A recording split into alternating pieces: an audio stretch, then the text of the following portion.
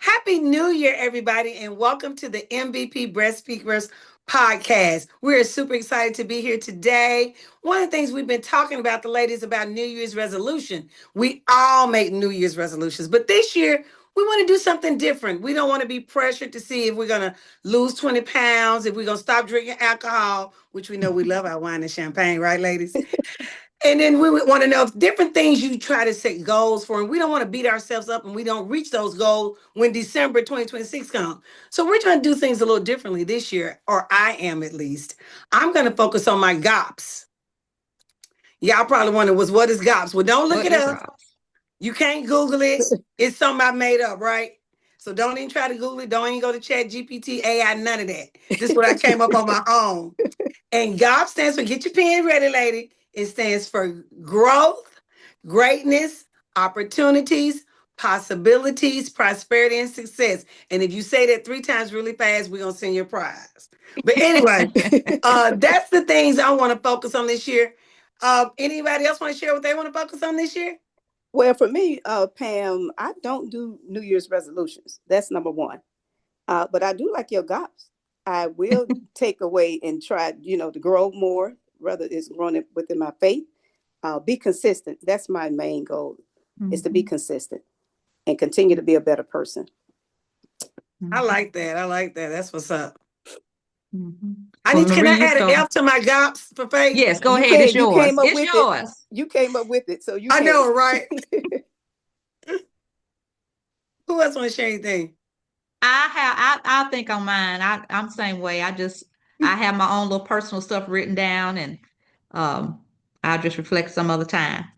All Okay, that's right, and good. that's good. Yeah. Well, we just want to bring that up because it's a new year. We know a lot of people focus on New Year's resolutions, but focus on things like you say you want to do to change your life throughout the entire year, and that way you just celebrate the progress. All right. So today we want to focus on starting at the beginning of breast cancer, how I got started, the self-awareness period for breast cancer awareness. So that's what we want to talk to you about today. Absolutely.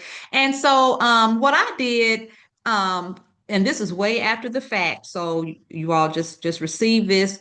I just want to know, like, how did all this stuff begin? And again, remember, for Vaughn, I have a struggle with the other C word, so I may say carcinoma for a while until Okay. I feel better about saying the other word.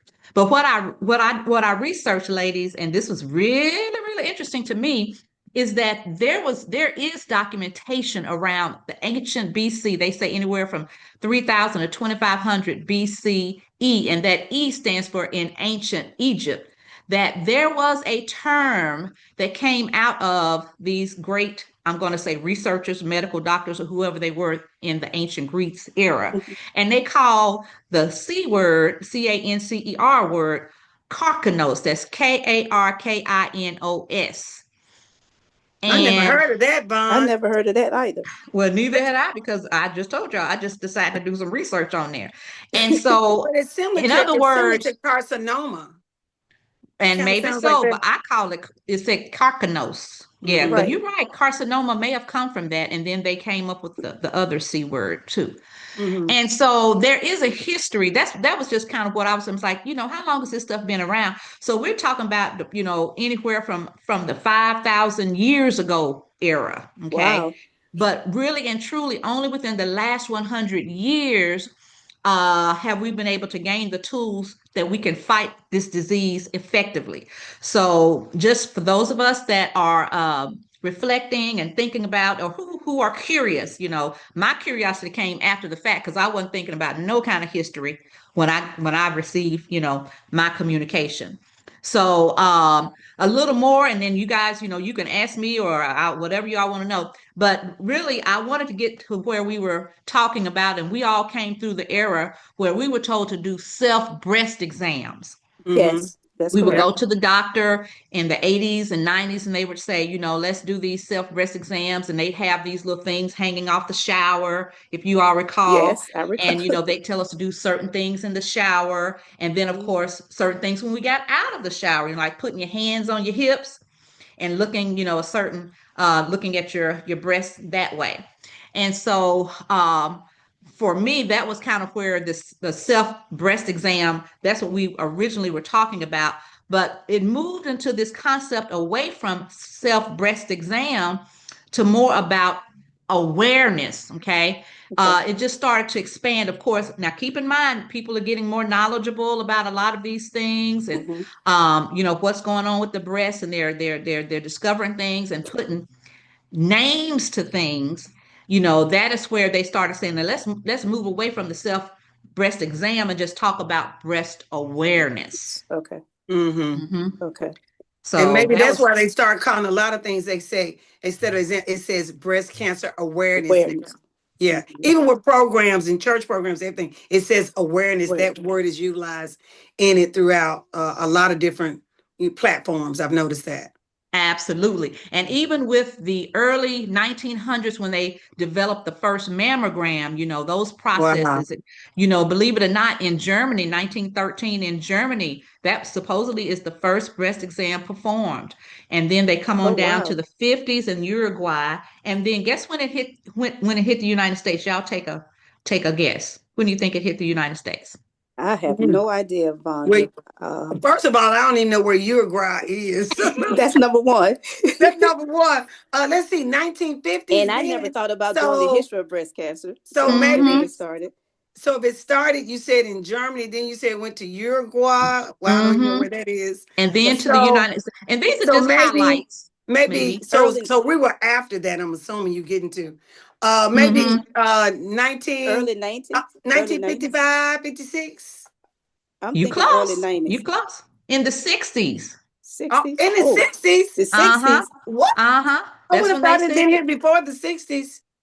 That's when they say it proved. Now, this is what they're saying, research and all this. This is when they began to do mammograms in the US, and they were Hmm. saying it helped to reduce, of course, the breast deaths. So Oh. again, this technology. Now, keep in mind they share. They go to these conferences and stuff like that, so they share the information. And so, the United States, and that I'm going to say that wave, it started taking off, and they began to catch it. That's the main thing. Catch it. The Hmm. proof that it's there, and then of course, they dove in, so to speak, to try to help save people's lives, and they started doing some different things.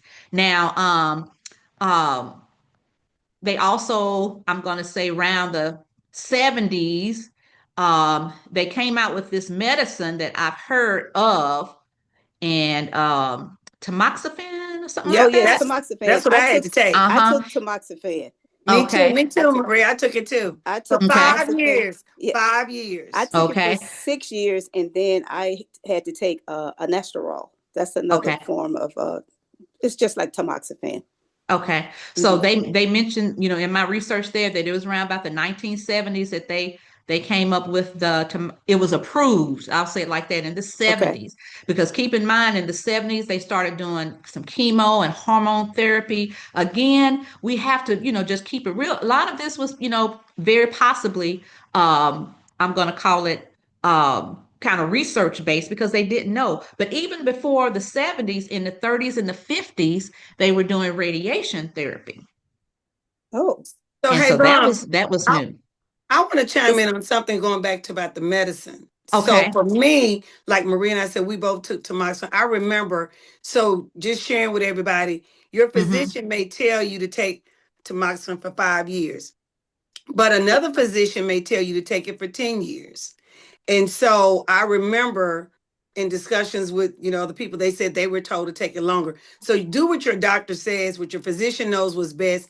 But I Mm-hmm. do know that there's been differences in the amount of time that they'll tell you to take the same medicine, right? And it's right. Mm-hmm. supposed to prevent the cancer from coming. It's supposed to help prevent the cancer from reoccurring.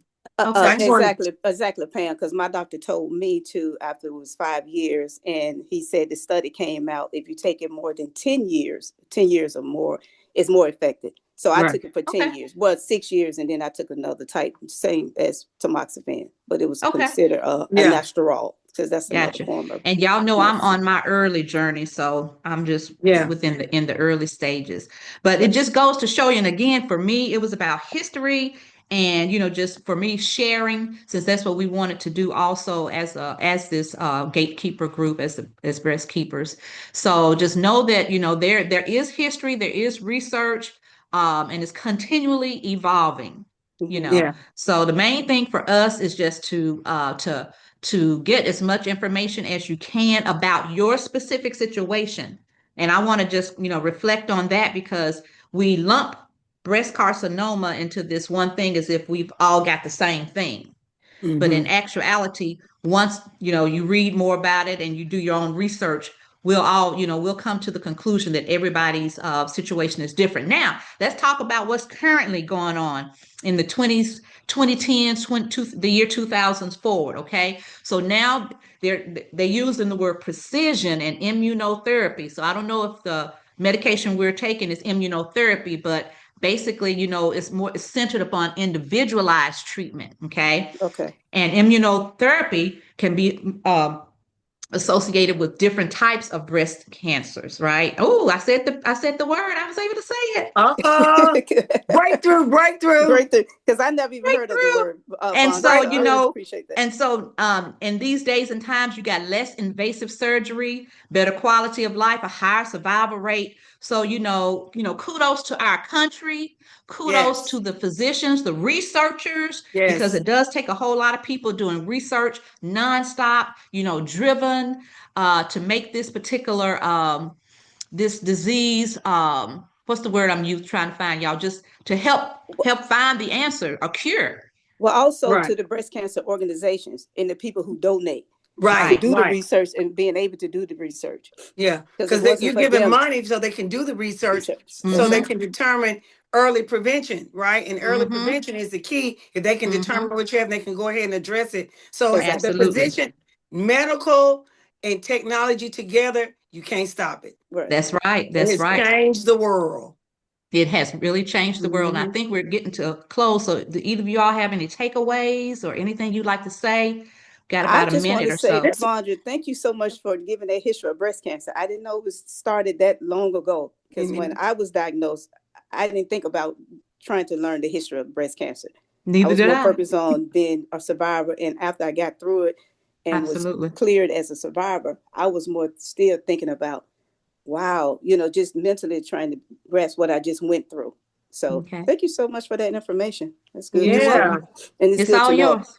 It's Yeah, all for us, knowledge for is knowledge everybody. is power. Thank you so much, Vaughn, for that research and doing that, sharing that with us. Because as Marie indicated, I didn't do any of that historical research either. I mean, when you're on your journey as a breast cancer survivor, just once you find out you have breast cancer, then everybody's journey is different.